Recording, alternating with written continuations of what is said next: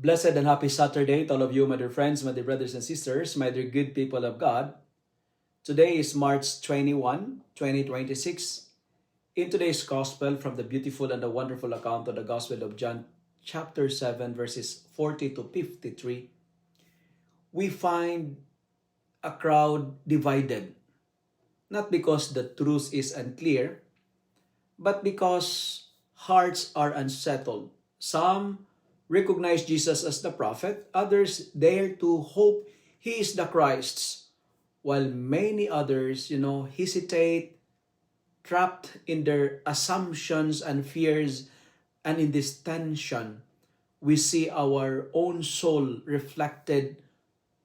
For how often do we stand before the quiet presence of God, yet allow the noise of opinions, the noise of doubts and prejudices to drown His voice within us? Even the guards, sent to arrest Him, return empty-handed, moved not by argument, but by the power of His words, saying, "Never has anyone spoken like this man."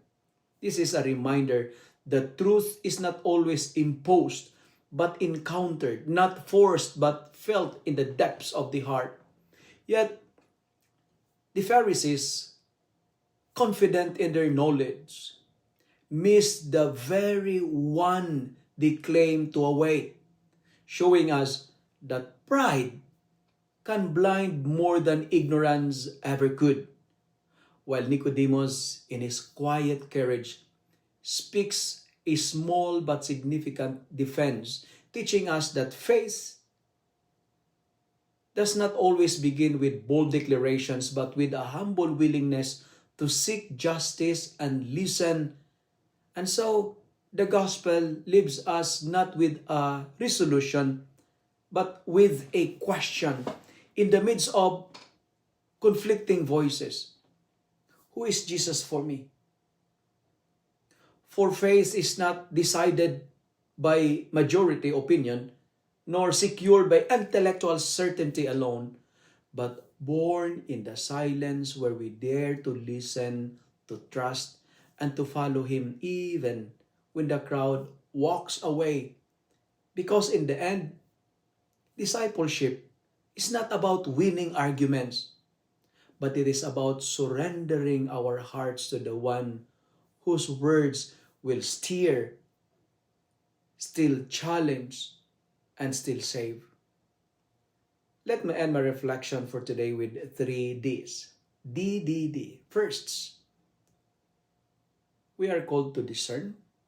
We're invited to decide and to defend Jesus. First, discern. Learn to quiet the noise around you and listen deeply to the voice of Christ in prayer and in Scripture. Second, decide. Do not remain neutral. Choose to believe in Him even when it is difficult or unpopular. And finally, defend. Like Nicodemus, have the courage to stand for truth and witness to Christ with humility and conviction. If you love and like this reflection, kindly share it with your friends, share it with your family, make the Word of God viral so that many will be blessed. Amen.